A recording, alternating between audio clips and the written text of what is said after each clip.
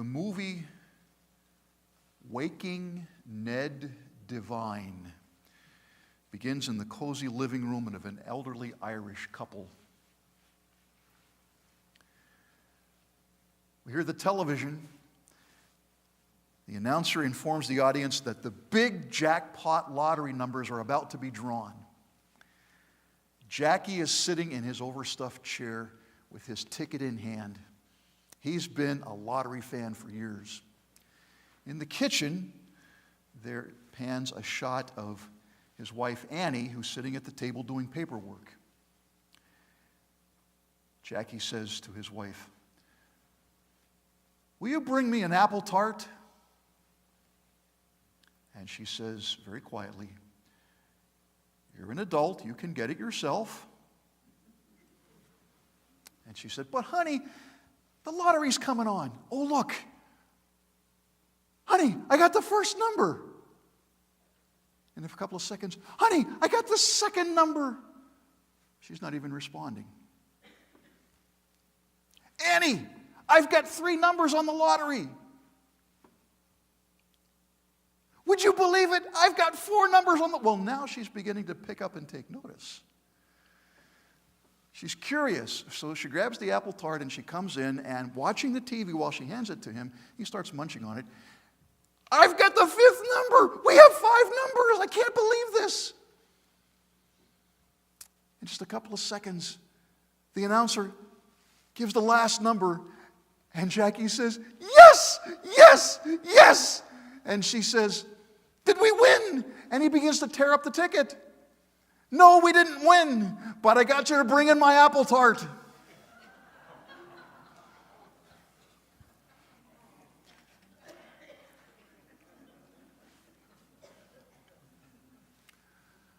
I wonder if that's what Jesus had in mind when he said, "Now that I, your Lord and teacher, have washed your feet, you also should wash one another's feet. I have set you an example that you should do as I have done for you." Over the years, Zion people have learned through long and sometimes very difficult experience what it means to serve. And in those years of serving, many have also learned that there are times when you must be willing to receive someone else's service so that they learn how to serve. Things have gotten a bit different from the disciples. They were anxious to be in charge, to know who was the greatest. And Jesus had to turn things around for them and understand, leaders in my body are not the hot shots. Leaders in my body are the servants. They finally got that. But now in many ways, we've become a people who understand what it means to serve, and we tend to exalt servers, and sometimes servers like to do the serving their own way, their own time. And that's why there comes a time when you must allow someone else to serve you so that you don't become the hot shot who's in control. You learn to yield, as that video we saw earlier. The parable replaying itself, when one will kneel offering the service and one will yield receiving the service.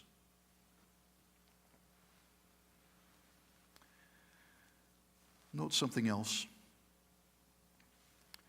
We don't know for sure if Judas received the communion elements that first Lord's Supper. We don't know for sure. But we do know that Jesus washed Judas's feet. Let me say that again. Jesus washed the feet of the man he knew would betray him. Jesus humbled himself and served the man who would cause him as much pain as anything he would endure.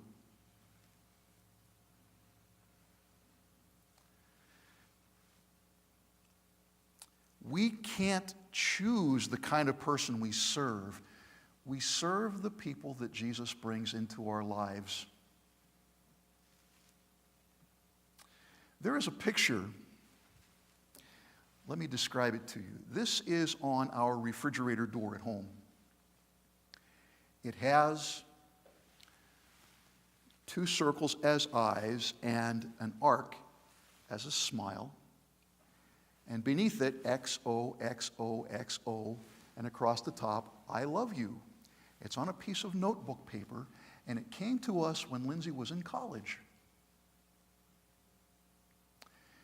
A kindergartner could have done this, but this was from Lindsay. Any of you have the same situation? There's something on that fridge that's either a picture or something that was done by someone precious and special to you, and you would do anything for them. Within reason, sometimes beyond reason. When Jesus calls us to serve as those who are His, He doesn't give us the privilege of giving anything we can only to the people that we like.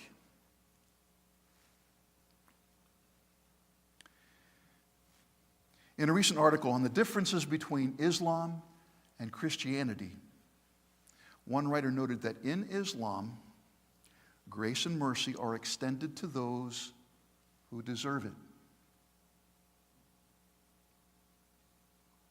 Followers of Jesus extend grace and mercy to all, whether they deserve it or not. And usually, especially those who do not deserve it. Okay, I get that.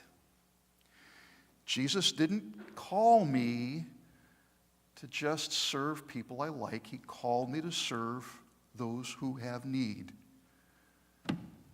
But do I have to take Jackie, his apple tart? Is that really serving Jesus?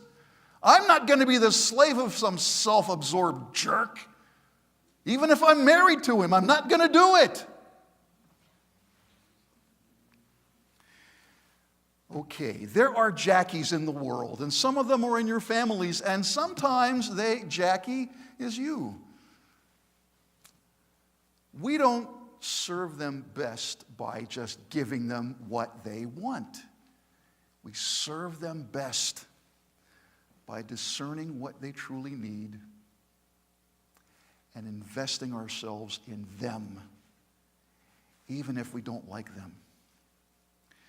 It has become a commonplace around our country that millennials are self-absorbed and entitled.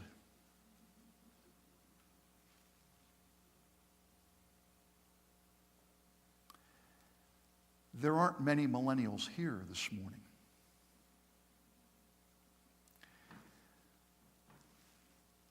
What we often don't recognize is the fact that millennials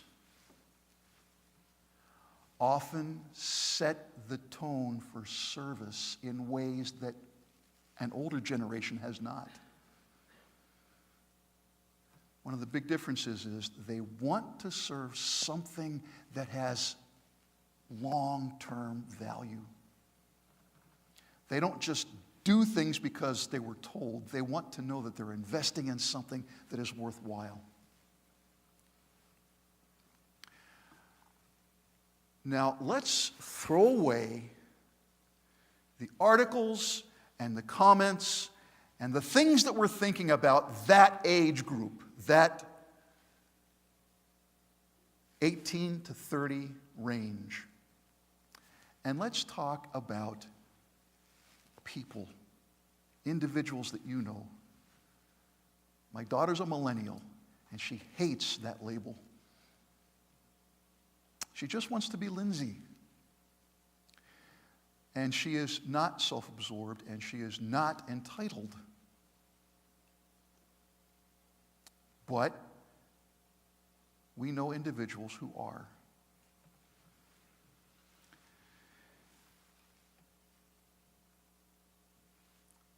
One of the best ways we can serve even self-absorbed, entitled men and women that you may know is not by lecturing them or trying to hold them accountable. Why don't you get off your butt and do something?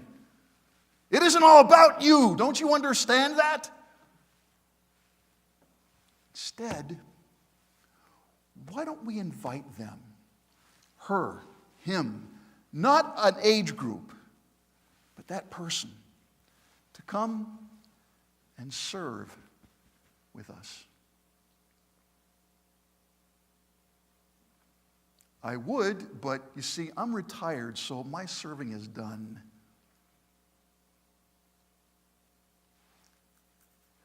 I will not ask any of you to raise your hands if you believe that.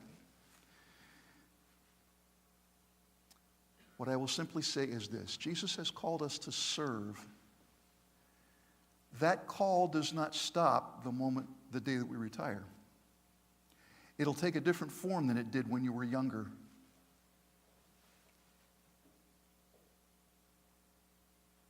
It may be something you never imagined yourself doing, but it may be the very thing that Jesus is calling you to do in order to serve Him. And in the process, finding someone who seems self-absorbed and entitled, and instead of lecturing or complaining or gossiping, invite them to come and share in this adventure that you've not done before. You're not quite sure how this is going to work out, but you want to give it a try, and you want to share it with them. Oh, they don't want to hang out with an oldie like me. How do you know until you ask?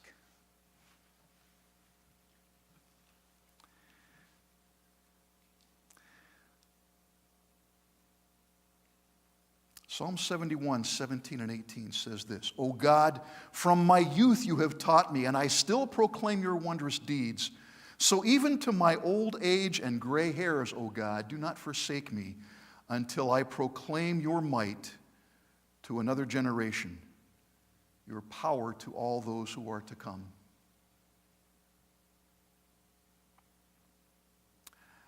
But Lord, I don't want to wash Jackie's feet. I don't want to take him the apple tart. Maybe that's not what he needs. But he does need someone to invest in him and say, let's go serve together. Pray with me.